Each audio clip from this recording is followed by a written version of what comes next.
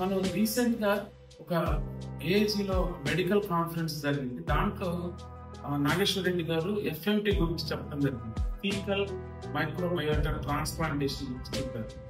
ఇదేంటో తెలుసుకుందాం. యాక్చువల్గా ఏంటంటే ఇది ప్రామిసింగ్ రిజల్ట్స్ ఉంటే కొన్ని జబ్బుల్లో అని చెప్పడం జరిగింది.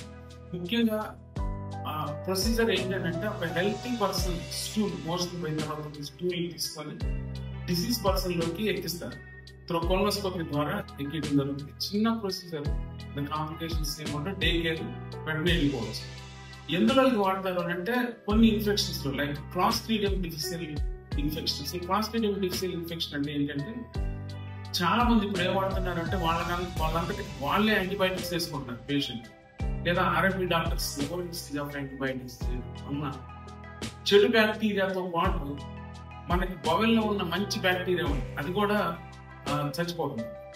దానివల్ల మన గట్ అంతా కూడా ససెప్టబిలిటీ ఇన్ఫెక్షన్స్, కొత్తగా ఇన్ఫెక్షన్స్ వాటిని క్లాస్ట్రీడియం డిఫిసిల్ అనే ఒక బ్యాక్టీరియా ఎంటర్ అయ్యి మొత్తం త్రోఅవుట్ పైనుంచి కింద దాకా ఇన్ఫెక్షన్ వచ్చేసి అది చాలా ఉబ్బిపోయి టాక్సిక్ మెగాపోల్ అంటారు.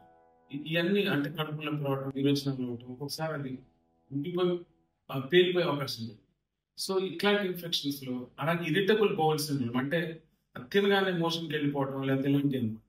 అలాగే కొన్ని మెటబాలిక్ డిజార్డర్స్ లో, అలాగే mental health conditions like autism, పిల్లలు ఆటిజం లో కూడా it has promising results. So అందుకనే దీనికి ఇంత ఇంపార్టెన్స్ ఫీకల్ మైక్రోబయోటా ట్రాన్స్ప్లాంటేషన్. కాబట్టి మనం ముందు ఇంకా దీన్ని ఎలా దీన్ని వ్యాప్తి చేస్తామని మనం ముందు చదువు.